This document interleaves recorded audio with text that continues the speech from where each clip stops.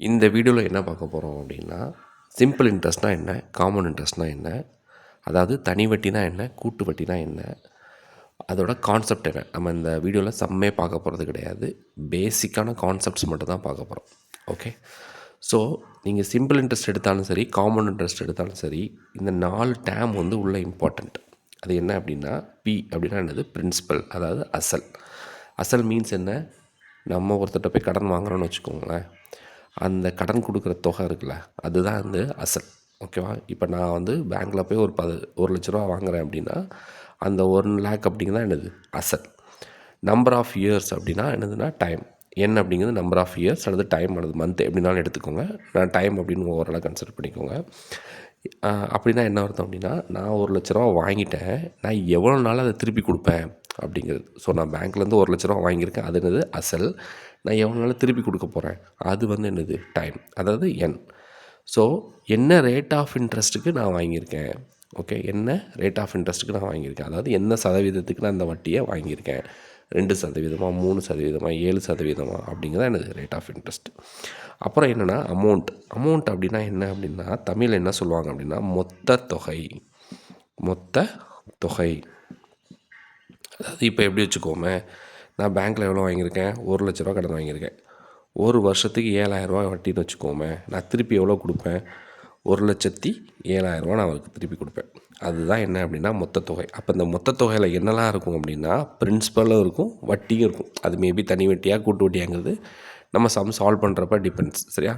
But amount அப்படிங்கிறது என்ன அப்படின்னா, principal plus simple interest and compound interest. Simple interest or compound interest, whatever it is, நீங்கள் அதை எப்படி கால்குலேட் பண்ணிங்களோ அதுக்கேற்ற மாதிரி என்ன பண்ணிக்கலாம், நீங்கள் போட்டுக்கலாம். ஓகே. ஸோ இதுதான் பேசிக்காக. இந்த டேர்ம்ஸ் வச்சு தான் எல்லா ஃபார்முலாஸுமே இருக்கும். இதை தவிர வேறு எந்த டேர்மே ஃபார்முலாஸில் இருக்காது. ஓகேவா. ஸோ சிம்பிள் இன்ட்ரெஸ்ட்னாலும் பிஎன்ஆர் ரிலேட்டடாக தான் இருக்கும், காம்பவுண்ட் இன்ட்ரெஸ்ட்னாலும் பிஎன்ஆர் ரிலேட்டடாக தான் இருக்கும். அதில் என்னென்ன அப்படிங்கிறத நம்ம பார்த்துக்கலாம். ஓகே. ஃபஸ்ட்டு என்ன அப்படின்னா, சிம்பிள் இன்ட்ரெஸ்ட்டில் எப்படிலாம் வந்து வேறு, அதாவது மீன்ஸ் என்ன சொல்கிறேன் அப்படின்னா, சிம்பிள் இன்ட்ரெஸ்ட்டுக்கும் காம்பவுண்ட் இன்ட்ரெஸ்ட்டுக்கும் என்ன டிஃப்ரென்ஸ், அதை எப்படி நம்ம எடுத்துக்கலாம் அப்படிங்கிறத பார்க்கலாம். ஓகே. சிம்பிள் இன்ட்ரெஸ்ட் அப்படிங்கிறது என்ன அப்படின்னா, இப்போது ஒரு எங்கேயாவது பேங்க்கோட அட்வர்டைஸ்மெண்ட் பார்த்துருப்பீங்க. எப்படி கொடுத்துருப்பான், ஒரு போர்டிங் இருக்கும், அந்த ஹோர்டிங்கில் வந்து ஒரு ஹோம் படம் போட்டிருப்பான். அந்த ஹோம் படத்தை போட்டுட்டு இங்கே வந்து 8% அல்லது 9% வாட் எவர் இட் இஸ் அப்படி கொடுத்துருப்பான். கேட்டால் இல்லையா. ஸோ இதோட அர்த்தம் என்ன அப்படின்னா, நீங்கள் என்கிட்ட, ஓகேவா, அதாவது பேங்க்குக்கிட்ட போய், இப்போ என்ன பேங்க் வச்சுக்கலாம், இந்தியன் பேங்க் அப்படின்னு வச்சுக்கோமே, இந்தியன் பேங்க் ஒரு வாட் எவர் இட் இஸ், ஏதோ சம் ஸ்டேட் பேங்க், அது இந்தியன் பேங்க் ஏதாவது வச்சுக்கோம் அந்த பேங்க். ஸோ இந்த பேங்க் என்ன சொல்லுது வருது அப்படின்னா, 8% என்கிட்ட ஹோம் லோன் வாங்கினீங்கன்னா 8% அர்த்தம் அப்படின்னு சொல்கிறாங்க அப்படின்னு சொல்லுவோம். எவ்வளவு ஹோம் லோன் வந்து எவ்வளவு, 8% அப்படின்னு அர்த்தம். இதோட மீனிங் என்ன, பர்சன்டேஜ்னால் என்னது, 100. அப்போது இதோட அர்த்தம் என்ன அப்படின்னா, இன்கேஸ் என்கிட்ட நீங்கள் 100 வாங்கினீங்க அப்படின்னா, அதாவது 100 பிரின்சிபலாக இருந்துச்சு அப்படின்னா, எனக்கு உங்களுக்கான வட்டி என்ன அப்படின்னா 8 புரியுதா. ஓகே. இதுக்கான வட்டி என்னது, 8 அப்படின்னு அர்த்தம். ஓகே. அதாவது 100 என்கிட்ட கடன் வாங்கினீங்க அப்படின்னா அதுக்கு வட்டி எவ்வளவு அப்படின்னா 8. அப்போது நீங்கள் எவ்வளோ வாங்குறீங்களோ அதுக்கேற்ற மாதிரி நீங்கள் கால்குலேட் பண்ணிக்கோங்க அப்படின்னு அர்த்தம். இப்போ இன்கேஸ் 1 lakh வாங்கினீங்கன்னா அதுக்கேற்ற மாதிரி கால்குலேட் பண்ணிக்கோங்க. இன்கேஸ் 2 lakh வாங்கினீங்கன்னா அதுக்கேற்ற மாதிரி கால்குலேட் பண்ணிக்கோங்க. இன்கேஸ் 3 lakh வாங்கினீங்கன்னா அதுக்கேற்ற மாதிரி கால்குலேட் பண்ணிக்கோங்க அப்படின்னு சொல்ல வராங்க. ஓகே. அது சிம்பிள் இன்ட்ரெஸ்ட்டாக காம்பவுண்ட் இன்ட்ரெஸ்ட்டாங்கிறது அடுத்தது. ஸோ என்னோட கான்செப்ட் என்ன அப்படின்னா, 8% அப்படின்னு சொல்கிறான் அப்படின்னா அதுக்கு மீனிங் என்ன அப்படின்னா 8/100. அதோட மீனிங் என்ன அப்படின்னா, 100 பிரின்சிபலாக இருந்துச்சு அப்படின்னா 8 வட்டி. அப்போது 1 லட்சத்துக்கு என்ன, 2 லட்சத்துக்கு என்ன, 10 கோடிக்கு என்ன, 15 கோடிக்கு என்ன அப்படிங்கிறத நம்ம கால்குலேட் பண்ணிக்கலாம். ஸோ பேசிக்காக என்ன அப்படின்னா, பர்சன்டேஜ் அப்படின்னு அவன் கொடுத்துட்டான்னு வச்சுக்கோங்க, ரேட் ஆஃப் இன்ட்ரெஸ்ட் அப்படின்னு கொடுத்துட்டான் அப்படின்னா, இப்போ ஒரு 11% ரேட் ஆஃப் இன்ட்ரெஸ்ட் அப்படின்னு கொடுத்துருக்கானா, அது என்ன அர்த்தம் அப்படின்னா, 100 கடன் வாங்கியிருந்தேன் அப்படின்னா எவ்வளோ ரூபா வட்டி, 11 வட்டி. இது ரொம்ப ரொம்ப இம்பார்ட்டண்டான கான்செப்ட். இது நல்லா புரிஞ்சுக்கோங்க. ஏன்னா நம்ம ஷார்ட்கட்ஸுக்கு எல்லாத்துக்குமே நம்ம இந்த கான்செப்ட் வச்சு தான் நான் சால்வ் பண்ண போகிறேன். ஓகே. ஸோ திருப்பவும் சொல்கிறேன், 11% அப்படின்னு சொல்லிட்டான் அப்படின்னா என்ன அர்த்தம், 100 அசலாக இருந்துச்சு அப்படின்னா 11 என்னது வட்டி. அப்போது அமௌண்ட் எவ்வளவு, மொத்த தொகை எவ்வளவு, ஏ = என்னது 100 + 11 = என்னது 111. Understood or not? ஓகே, இப்போ எக்ஸாம்பிள் இன்னொரு எக்ஸாம்பிள் வச்சுக்கோமே. ரேட் ஆஃப் இன்ட்ரெஸ்ட் வந்து 7% அப்படின்னு கொடுத்துருக்கான். ரேட் ஆஃப் இன்ட்ரெஸ்ட் எவ்வளோ? 7% அப்படின்னு கொடுத்துருக்கான். அப்போ மீனிங் என்ன? 100 கடன் வாங்கினா எனக்கு எவ்வளோ ரூபா வட்டி? 7 ரூபா வட்டி. ஓகே, 100 கடன் வாங்கினா எவ்வளோ ரூபா வட்டி? 7 ரூபா வட்டி. அப்போ நான் திருப்பி கொடுக்குறப்ப எவ்வளோ கொடுப்பேன்? 100 ப்ளஸ் 7 ரூபா ஈக்குவல் எவ்வளவு? 107 ரூபாயை நான் கொடுப்பேன். இதுதான் என்னது? அமௌண்ட். ஏன்னா அமௌண்ட் ஈக்குவல் என்னது? Principal plus interest. ஸோ இதை நல்லா ஞாபகம் வச்சுக்கோங்க. ஏன்னா இந்த கான்செப்டை யூஸ் பண்ணி தான் நிறைய ஷார்ட்கட்ஸ் நம்ம சால்வ் பண்ண போகிறோம். காம்பவுண்ட் இன்ட்ரெஸ்ட்டில், முக்கியமாக காம்பவுண்ட் இன்ட்ரெஸ்ட்டில் இந்த இதை யூஸ் பண்ணி தான் நம்ம சால்வ் பண்ணுவோம். ஸோ அதனால் கிளியராக நோட் பண்ணி வச்சுக்கோங்க. ஓகே, சரி. இதில் வேறு என்னென்ன ரொம்ப முக்கியமான கான்செப்ட் இருக்குது? What is simple interest and what is compound interest? அதுக்கு ரெண்டுக்கு என்ன டிஃப்ரென்ஸ் அப்படிங்கிறது ரொம்ப ரொம்ப இம்பார்ட்டண்ட். சிம்பிள் இன்ட்ரெஸ்ட்னால் என்ன? காம்பவுண்ட் இன்ட்ரெஸ்ட்னால் என்ன? சிம்பிள் இன்ட்ரெஸ்ட்னால் என்ன? காம்பவுண்ட் இன்ட்ரெஸ்ட்னால் என்ன? இது எதனால டிஃப்ரென்ஸ் ஆகுது அப்படிங்கிறது ரொம்ப ரொம்ப இம்பார்ட்டண்ட். ஓகே, இப்போ நான் ஒரு எக்ஸாம்பிள் சொல்கிறேன். எனக்கு ஒரு ஃப்ரெண்ட் இருக்கான். எனக்கு 2 ஃப்ரெண்ட் இருக்கானுங்க. ஓகே, ஃப்ரெண்ட் 1 ஃப்ரெண்ட் 2 அப்படின்னு வச்சுக்கோ. இவன் ஒரு ஃப்ரெண்டு, இவன் ஒரு ஃப்ரெண்டு. ஓகே, ஃப்ரெண்டு 1 என்ன பண்ணுவான் அப்படின்னா, இப்படி வச்சுக்கோமே. எனக்கு வந்து இப்போ ஒரு பணம் தேவைப்படுது. எவ்வளோ அப்படின்னா ஒரு 3000 தேவைப்படுது. ஒரு 3000 தேவைப்படுது. நான் வந்து எவ்வளோ வருஷத்தில் திருப்பி கொடுத்துருவேன்னா 3 வருஷத்தில் கொடுத்துருவேன் அப்படின்னு நான் சொல்கிறேன். நான் என் ஃப்ரெண்டுக்கிட்ட போய் கேட்குறேன். ஓகே, ஃப்ரெண்டு 1 அப்படின்னு வச்சுக்கோ. ஃப்ரெண்டு 1 அப்படின்னு வச்சுக்கோ. அவன்கிட்ட போய் நான் கேட்குறேன், இப்போ இந்த பேர் எனக்கு வந்து ஒரு 3000 தேவைப்படுது, நான் 3 வருஷத்தில் திருப்பி கொடுத்துருவேன் அப்படிங்கிறேன். பட்டு என் ஃப்ரெண்டு, இந்த ஃப்ரெண்ட் இருக்கான, இவன் வந்து வட்டிக்கு விடுறவன். அவன் என்ன சொல்கிறான்னா, மச்சான் நீ என்கிட்ட ஃப்ரெண்டாக இருந்தாலுமே பட் நான் வந்து என்ன பண்ண போகிறேன், உனக்கு வட்டிக்கு தான் நான் கொடுக்க போகிறேன் அப்படின்னு சொல்கிறான். ஓகே, வட்டி தான் கொடுக்க போகிறேன். ஆனால் பட் நீ என் ஃப்ரெண்டு, அதனால் நான் என்ன பண்ணுறேன் அப்படின்னா உனக்கு சிம்பிள் இன்ட்ரெஸ்ட்டில் கொடுக்குறேன், அதாவது தனி வட்டியில் கொடுக்குறேன் அப்படிங்கிறான்.